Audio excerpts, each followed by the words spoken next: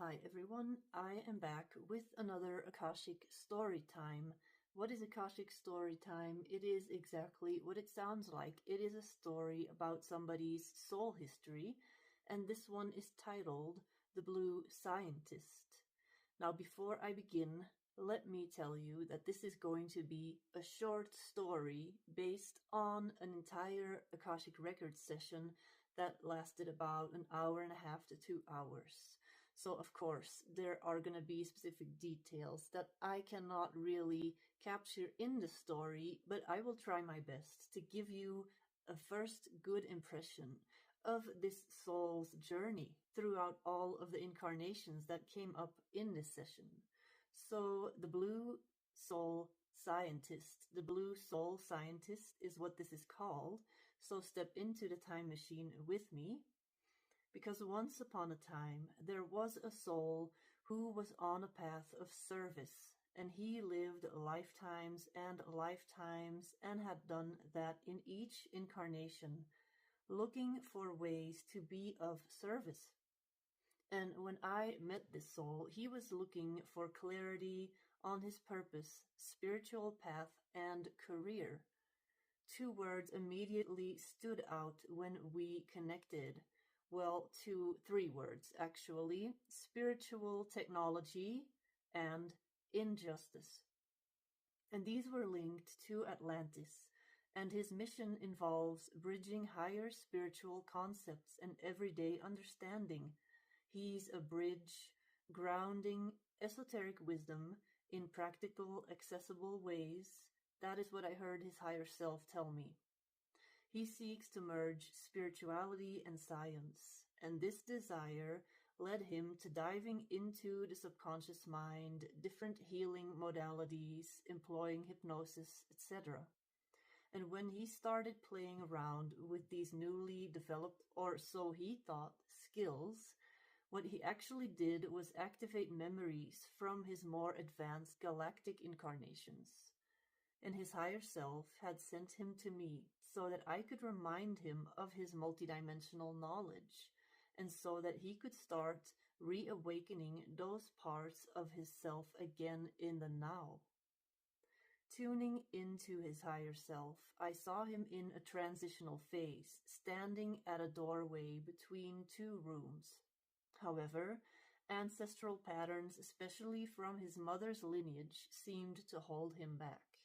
Subconscious beliefs about sticking to one thing instead of always bouncing around, a thing that many old souls suffer from, simply because we have so many lifetimes and so much experience in so many things, created this fear of being viewed as unreliable if he changed paths. And his higher self encouraged him to release these stories that were not even his own. And I was also shown an image of him performing hands-on healing, which was a potential future timeline in his quantum field, waiting for him to explore.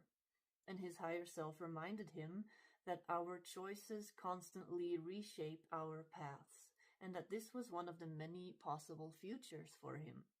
And then I dove into his incarnations to see which soul aspects were ready to be integrated and worked with in the now, in this now moment. And his Arcturian self stepped forward, a man, and this was in fact the dominant aspect, let's call it that was ready to work with him in this incarnation, where he was meant to bring back many of this man's teachings and findings. And he worked with the blue ray frequency, a frequency connected to Archangel Michael. Truth, sovereignty, purity, cleansing, and spiritual technology. It's connected to the star of Arcturus, to the Syrian star system, and the Pleiades.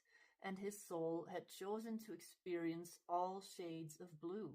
Each star system or star represents a different expression of the blue ray, and with Arcturus being the deepest and most intense one.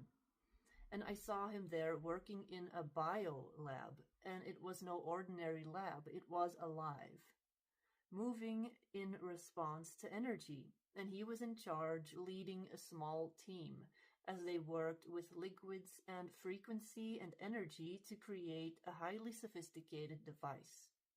And this machine, a chamber really, emitted holographic images. They weren't just visuals meant to be pleasing to look at. They were meant to heal on a molecular level, depending on the specific needs of a person. The image could trigger an energetic response which became the medicine. And he was a respected figure, presenting this device to other Arcturian professors, all working together without hierarchy or ego need for recognition. This technology was far beyond what we have on Earth, but the resonance with his hypnosis subconscious mind studies became clear. Both were using visual and subconscious programming to heal the body and past trauma.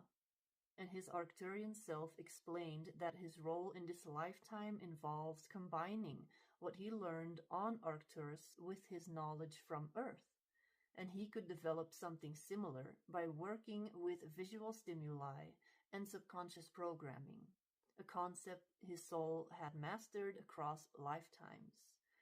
We then moved on to an incarnation in Sirius, where he taught others about subconscious programming and how to create healing through visual images. And here he helped prepare souls for their incarnations on Earth by teaching them to connect emotions and visual stimuli for healing. And after this, I saw him in a Pleiadian lifetime where the focus shifted from technology to heart-based connections. And in the Pleiades, which was a female lifetime, his soul sought to develop empathy and communication, skills that he would need in his earthly incarnations. And it was a joyful, relaxed life where she formed deep friendships and lived in harmony with nature. And then came Atlantis, where his expertise in subconscious programming and visual healing resurfaced. As a young man there, he studied with highly skilled mentors, and he was on the verge of perfecting the device that he had once created on Arcturus. But as Atlantis began to fall, his work faced opposition, and they raided his lab and destroyed his creation, leaving him traumatized by the senseless destruction of something meant to heal. And this trauma carried forward into this current lifetime, creating a block. And his soul's mission is to bring his work back. And not necessarily by building a physical device, but by creatively integrating subconscious programming and healing through visual stimulation in ways that are possible here in the current climate and consciousness level. And there were also lifetimes of rest and recalibration after these intense experiences. Simple, peaceful lives spent in nature where his soul could heal. And these other lives are now ready to activate in his current incarnation, allowing him to integrate his galactic and ancient Earth knowledge and move forward in his mission with both peace and purpose. And if you have past life knowledge, if you have a feeling that there is stuff on the surface ready to push through with more detail and you need some help, reach out to me, because I have an entire playlist of Akashic Records lessons completely for free that gives you advice on how to dive into your own Akashic Records. I also have way more of these Akashic stories, both written on my Substack blog and on YouTube in video format. And if you would like help with anything that has to do with your multidimensional self, higher self integration, learning how to work with past lives, how to become the best version of yourself in the now, you can always reach out to me. I have a questionnaire on my website where you can easily see what would be best for you to do right now if you want to work with me. And stay tuned, because I will be back with more stories soon. Bye bye.